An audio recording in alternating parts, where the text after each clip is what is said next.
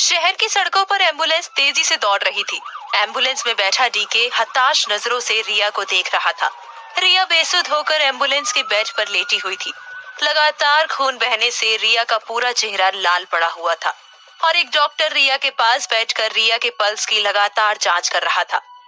रिया के हाथ एम्बुलेंस के बेड से नीचे यूं लटक रहे थे, मानो उसके अंदर अब जान ही नहीं बची हो। भीड़ भाड़ से बचते हुए जैसे तैसे एम्बुलेंस हॉस्पिटल पहुंच गई। शहर के सबसे बड़े हॉस्पिटल नंदाबेन में डीके इमरजेंसी वार्ड के बाहर बेंच पर बैठा हुआ था।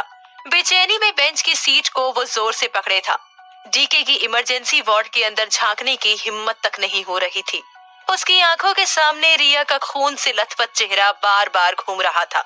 तभी व्हीलचेयर पर बैठा आकाश डीके के पास आया।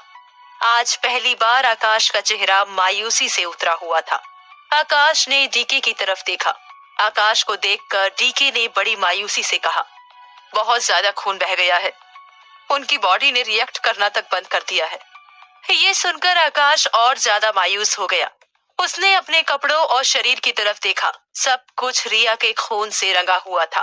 तभी डीके ने आकाश से कहा, सर मैंने आपको पहले ही कहा था कि रिया को मोहरा बनाने को लेकर मुझे अच्छी फीलिंग नहीं आ रही, लेकिन आपने मेरी बात नहीं मानी। ये सुनकर आकाश को अब गिल्ट महसूस होने लगा। उसके अंदर भावनाओं का सैलाब बहने लगा। आकाश ने डीके से अपनी नजरें फेर ली, मानो वो डीके के सामने अपनी भावनाएं जाहिर ना करना चाहता हो। और फिर आकाश तेजी से अपनी व्हीलचेयर को चलाते हुए हॉस्पिटल से बाहर आ गया। अंदर इमरजेंसी वार्ड में रिया की आंखें भले ही बंद थी, लेकिन उसका दिल जोरों से धड़क रहा था। शायद वो दिल बार बार आकाश को कोसना चाह रहा था। वो आकाश को याद दिलाना चाह रहा था कि उसकी इस हालत के लिए सिर्फ और सिर्फ आकाश जिम्मेदार है। रिया का जहन उसे बार बार सैम बाइट्स के सेकंड फ्लोर पर लेकर जा रहा था, जहां आकाश ने उसका हाथ पकड़ा हुआ था।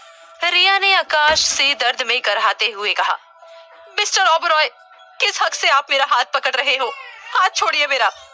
आकाश ने रिया से कड़क आवाज में कहा, मेरी बीवी हो तुम, ऐसे बिना बताए घर से कैसे चली आई? रिया ने आकाश से कहा, मिस्टर ओबरॉय, मैं बीवी हूं तो सिमरन क्या है आपकी? ये सुनकर आकाश चुप हो गया। आकाश को चुप देख रिया ने आकाश से कहा, मैं बताती हूँ सिमरन क्या है आपकी।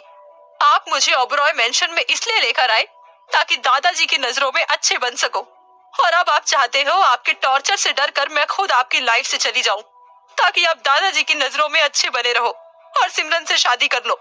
मुझे मोहरा बनाकर अच्छा गेम खेला मिस्टर ओबरॉय। ये सुनकर आकाश ने गुस्से में रिया से कहा, रिया अपनी ये बकवास बंद करो। रिया ने भी खींचते हुए गुस्से में कहा, बकवास आप कर रहे हैं मिस्टर ओबरॉय। अब मैं आपके साथ एक पल नहीं रुकूंगी। हाथ छोड़िए मेरा। रिया आकाश से अपना हाथ छुड़ाने की कोशिश करती रही, लेकिन आकाश ने उसके हाथ को यूं जकड़ा हुआ था, मानो उसे कहीं जाने नहीं देना चाहता हो। रिया ने चिल्लाकर आकाश से कहा, मिस्टर ओबरॉय, हाथ छोड़िए मेरा। और फिर रिया ने देखा आकाश ने उसका हाथ छोड़ दिया और रिया सीढ़ियों से नीचे गिरने लगी। ये याद कर रिया ने हॉस्पिटल के बेड पर छटपटाते हुए अपनी आंख खोल ली। वहीं ओबरॉय मेंशन में आकाश के वॉशरूम में खून ही खून बिखरा हुआ था। आकाश वॉशरूम में शावर के नीचे खड़ा था और अपने शरीर से रिया के खून के धब्बे साफ कर रहा था, लेकिन खून के धब्बे मिटने का नाम ही नहीं ले रहे थे।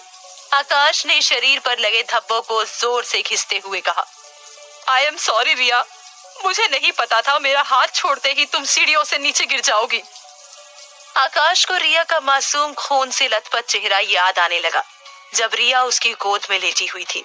रिया का चेहरा याद कर आकाश की आंखों से आंसू बिना रुके बहने लगे। आकाश हताश होकर वहीं शावर के नीचे बैठ गया। आकाश ने फफक कर रोते हुए कहा, रिया, अगर तुम्हें कुछ हो गया तो मैं अपने आप को कभी माफ नहीं कर पाऊंगा। वहीं नंदाबेन हॉस्पिटल के इमरजेंसी वार्ड में रिया बेड पर लेटी हुई थी। रिया को होश आ चुका था और अब उसकी हालत स्थिर थी। तभी डीके खुशी के साथ अंदर आया और उसने मुस्कुराते हुए रिया से कहा, थैंक गॉड रिया, अब ठीक हो गई। मेरी तो बाहर बैठे बैठे जान ही निकल रही थी। रिया डीके को देख सिर्फ हल्के से मुस्कुरा दी। डीके रिया को ज्यादा डिस्टर्ब नहीं करना चाहता था। उसने वापस जाते हुए रिया से कहा, रिया, आपको कोई भी जरूरत हो तो आप सिर्फ नर्स को इन्फॉर्म कर देना। मैं आकाश सर को बता देता हूँ कि वो आपसे मिल सकते हैं। इतना कहकर डीके जल्दी में चला गया। आकाश का नाम सुनकर रिया गुस्से से आग बबूला हो गई, लेकिन जैसे ही उसने गुस्से में अपना शरीर हिलाया उसे दर्द होने लगा। रिया ने गुस्से में कहा, इस आकाश ओबेरॉय का मैं मुंह तक नहीं देखना चाहती। तभी किसी के अंदर आने की आहट हुई। रिया ने गुस्से में कहा, मिस्टर ओबेरॉय, मुझे आपसे नहीं मिलना है, आप प्लीज जाइए यहाँ से। कुछ देर तक रिया ने सामने से कोई जवाब नहीं सुना, और जब उसने पलटकर सामने देखा तो सामने यश फूलों के बुके के साथ खड़ा था। रिया ने चौंकते हुए यश से कहा, आप यहाँ? आपको किसने? इससे पहले कि रिया अपनी बात खत्म करती, यश ने रिया के पास आकर उसे बुके देते हुए कहा, कैसी हैं भाभी आप? आपको चोट लगने की खबर ऑफिस तक भी पहुंच चुकी है। जैसे ही मैंने खबर सुनी मैं भागते भागते यहाँ आया। रिया ने मुस्कुराते हुए यश से कहा, थैंक यू, आप बैठो प्लीज। यश रिया के पास वाले बेड पर ही बैठ गया। उसने अपनी चिंता जताते हुए कहा, भाभी ये सब कैसे हो गया? रिया इस वक्त कुछ नहीं कहना चाहती थी, इसलिए उसने झूठी मुस्कान के साथ कहा, बस एक बार ठीक हो जाने दो, हॉस्पिटल से निकलकर सब बताती हूँ कि कैसे हुआ, किसने धक्का दिया। यश ने अपनी खुशी को कंट्रोल करते हुए कहा, हाँ भाभी, आप अच्छे से ठीक हो जाओ, उसके बाद बात करते हैं। आप आराम करो, मैं आपसे बाद में मिलता हूँ। जैसे ही यश कमरे से बाहर आया, डीके इमरजेंसी रूम के दरवाजे से यूं हटा मानो जैसे वो सब कुछ सुन रहा हो। यश हॉस्पिटल के इमरजेंसी वार्ड से बाहर निकलने लगा, तभी उसे आकाश बुके लिए इमरजेंसी वार्ड में अंदर आते दिखाई दिया। आकाश को देखकर यश के चेहरे पर मुस्कान आ गई। उसने मन ही मन कहा, आकाश, जल्द ही रिया मेरे इशारों पर नाचने लगेगी, फिर देखना कैसे तुम्हारी कब्र खोदता हूं मैं। और फिर यश आकाश के पास आकर रुका और कहने लगा, भैया, भाभी की हालत अब ठीक है। वैसे मैं फूल लेकर गया था भाभी के लिए, आप फूल लेकर मत जाओ, वो क्या है ना, ज्यादा फूलों की खुशबू से एलर्जी भी हो सकती है भाभी को। उसकी ये बात सुनकर आकाश गुस्से से उबलने लगा।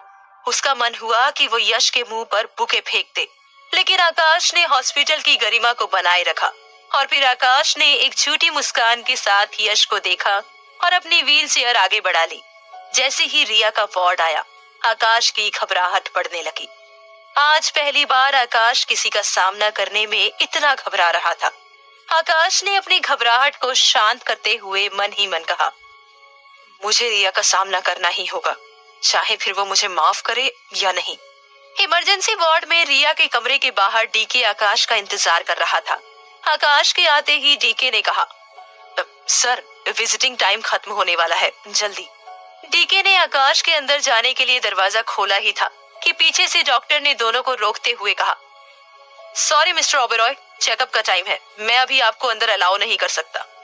डीके ने गुजारिश करने के लहजे में डॉक्टर से कहा, डॉक्टर, ज्यादा वक्त नहीं लेंगे मिस्टर ओबेरॉय, प्लीज इन्हें अंदर आने दीजिए। डॉक्टर ने थोड़ा कड़क लहजे में कहा, मैं मरीज के साथ रिस्क नहीं ले सकता, बाकी आपको जाना है तो आप जा सकते हैं मिस्टर ओबेरॉय। ये सुनकर आकाश ने सहजता के साथ कहा, सॉरी डॉक्टर, आप प्लीज चेकअप कीजिए, मैं बाद में मिल लूंगा। आकाश रिया की हेल्थ के साथ कोई भी समझौता नहीं करना चाहता था, इसलिए वो रिया से माफी मांगने नहीं गया।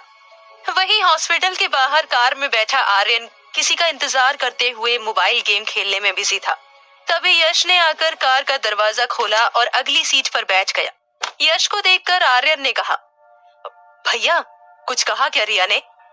यश ने बड़ी उम्मीद के साथ आर्यन से कहा, आज नहीं तो कल जरूर कहेगी। इस पर आर्यन ने खींचते हुए यश से कहा, भैया, मैं कह रहा हूँ, आकाश ने ही रिया को धक्का देकर गिराया है, आप बोल क्यों नहीं देते दादाजी को? इस पर यश ने मुस्कुराते हुए कहा, हमें इतने बड़े मौके को एक छोटी सी जीत के लिए जाया नहीं करना है। वैसे भी रिया अब अपने जाल में फंस रही है, रिया खुद ही अपने मुंह से उन्हें बता देगी। आर्यन ने असमंजस में यश से कहा, भैया, लेकिन आप कौन से बड़े मौके की बात कर रहे हैं, मुझे कुछ समझ नहीं आया। यश ने आर्यन के सर पर टपली मारते हुए कहा, तुझे अभी समझने की जरूरत नहीं है, वक्त आते ही सब समझ आ जाएगा। चल, अब कार स्टार्ट कर, जिम जाना है मुझे। आर्यन ने मायूसी से यश को देखा और कार स्टार्ट कर दी। अगले दिन मोहन ओबरॉय की कार आकर हॉस्पिटल में रुकी। मोहन आकाश को भी साथ लेकर आए हुए थे। रिया के कमरे में पहुंचते ही मोहन ने रिया को गले लगा लिया और कहा, पुत्र, कैसी है तू?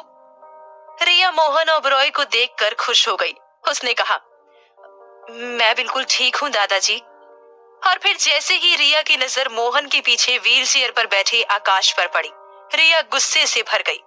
आकाश को देखकर रिया ने मन ही मन कहा, मिस्टर ओबरॉय, मुझे पता था तुम मुझसे मिलने दादाजी के साथ ही आओगे, क्योंकि तुम्हें पता है दादाजी के सामने मैं तुम्हारी गलतियों पर पर्दा डाल दूंगी। तभी मोहन ओबरॉय ने आकाश से मुस्कुरा कर कहा, तू इतना पीछे क्यों खड़ा है? पास जा रिया के, देख, फाइटर है अपनी बच्ची, इतने सीरियस एक्सीडेंट के बावजूद मुस्कुरा रही है। आकाश रिया से ठीक से नजरें भी नहीं मिला पा रहा था। उसे समझ नहीं आ रहा था कि कैसे रिया से माफी मांगे और कहां से बातचीत शुरू करे। तभी आकाश ने बिना झिझक के मोहन ओबरॉय से कहा, दादू, सब मेरी वजह से हो रहा है, मैंने ही रिया को सीढ़ियों से धक्का दिया था। ये सुनकर रिया और मोहन ओबरॉय दोनों चौंक गए। रिया ने मन ही मन सोचा, आखिर क्यों आकाश दादाजी को सच बता रहा है? कहीं इसके पीछे भी इसकी कोई चाल तो नहीं है? आखिर क्यों आकाश रिया को चोट पहुंचाने का खतरा मोल ले रहा था? क्या रिया माफ कर देगी आकाश को? आखिर कौन सी बड़ी साजिश रच रहा था यश? जानने के लिए सुनते रहिए बंदनी।